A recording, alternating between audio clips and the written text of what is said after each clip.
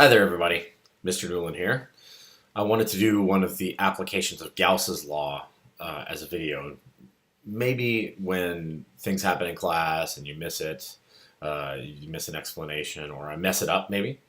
Uh, it'd be nice to be able to go back and watch things piece at a time, or rewatch things, maybe. So I thought I would do one of the examples here from the book.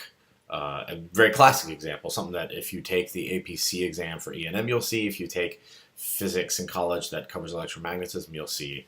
It's a Gaussian surface surrounding a long charged wire. And the reason it's long is what we're going to say is that the E field at every point along this little orange wire is out of the wire. So the wire is positively charged, and the E field will be at a right angle to it at all points, which means we don't know where the ends of the wire are, so we don't care what happens to the E field down there, because the Gaussian surface we've selected, which is what the cylinder that's drawn here, the Gaussian surface we've selected is a long way from the ends. So you'll notice there the area vector, little dA that they've drawn, and the E field are parallel to each other, and Gauss's law says that the flux, the electric flux, because there's also magnetic flux, is simply how much charge is enclosed for a particular region divided by epsilon naught, which is also, in its integral form anyway, the closed integral over a closed area, so the top and the bottom and the sides are all a closed system of the E field at this particular region, so at the surface of the E field, at the surface of the Gaussian surface, like the distance of the Gaussian surface, which is r away, the E field dotted with the area vector, the differential area vector. So I want to mention a couple of things immediately. The top and bottom of this cylinder, the flux is going to be 0 because the dot product is 0, and what that means is that we'll end up with this surface, so the length here of the cylinder, as if it were like a sleeve surrounding the wire, that's going to have a constant E field at all those points. So it's a radius r away from the wire, and it's going to have a constant E field all along L. And the top and the bottom of this thing, actually the flux through the top and the bottom don't matter. So when we end up with the area, we'll only need the area of the cylinder itself. Okay, so if we think about it a little bit more, then flux, I'll try not to be too lazy here as I make my video. The electric flux is then really just E times the area that we're curious about. We can actually drop the calculus charade. That's right, I said charade. Which, another way of thinking of this is, so we know it's Q enclosed over epsilon naught. We already know that, but it's also equal to something else. I want you to think about the fact that if this thing is positively charged and there's no current flowing through it, it's just been positively charged. We'll introduce the idea of flowing charges later on. So if it's been positively charged, we know that all of the charges are going to move as far away from each other as possible, assuming this material is uniform, which means we can use the linear charge density like that. If the entire wire is length L, and we're saying it's essentially so long that it's infinity compared to this little Gaussian surface, which means we have no way to describe the charge. Well, we can do this.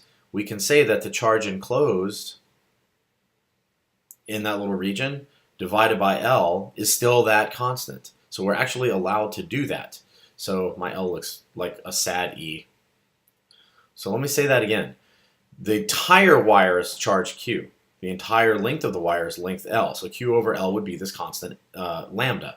Well, we've got just a little region here of the wire, length L, length lowercase l, and that has some charge enclosed. The cool thing about the way this is written now is instead of Q enclosed over L, we can say lambda times the particular length of wire we're interested in equals the Q that's enclosed.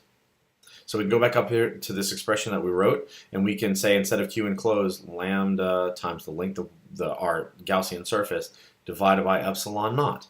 So let's rearrange this a little bit. So that's now E times the area that we're curious about, remembering that it doesn't matter, the top and the bottom don't matter at all. E times the area we're curious about, instead of Q enclosed over epsilon naught, is the linear charge density times how long our Gaussian surface is divided by epsilon naught. And so what's the area of a cylinder? it would be whatever area you have in the length of the cylinder plus the area on the top and the bottom, but we already know the area of the top and the bottom don't matter. So all we need is, so this, if you could imagine cutting this cylinder and stretching it out into a rectangle, it's just going to be the length times the width, but the width is the same as the circumference up here. So that's, and I know a lot of you are aware of this already, but I like describing it that way. It helps me understand what that area actually is. So 2 pi r, which is the circumference, times L. And so now we can simplify this thing a little bit. And we end up with, so the L's end up canceling. I still have a radius in there, which isn't all that surprising. So the E field at this radius r on the Gaussian surface, again, not the top and the bottom, but on the length there, the E field is now lambda, if I do my algebra correctly, which is always, you know, don't ever trust my algebra, 2 times pi times epsilon naught, and I dropped an r.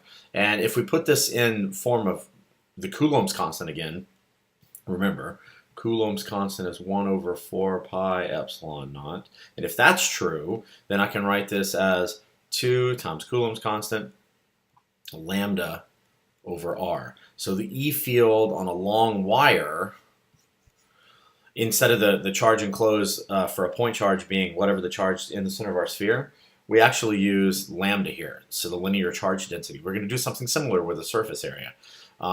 And that's how that works. So you can see then that it varies as 1 over r, not 1 over r squared. And it depends on this charge, of course, being a constant. So we're not talking about the flow of charge or an increasing or decreasing. And you can imagine if this wire is essentially infinitely long, then, which I realize for practical purposes doesn't make any sense. But in terms of the way we think about electrons, or you can think about protons doing the same thing. From the standpoint of that charged particle, if you have a wire that's like a meter long, it's essentially infinitely long from that standpoint. So, and we'll talk about later, what this is called a near field idea. So near the wire, the E field is just 2 times k times lambda over r, and that actually has implications. It turns out that you can design systems like SPI technologies, or charge systems that can use being close to a conductor to charge a battery, so that kind of thing. So you can actually use this for things. Okay, that's good enough for now. And next thing we'll do is talk about a plane of charge. Not like snakes on a plane, more like charges on a plane. All right, enough with the bad jokes.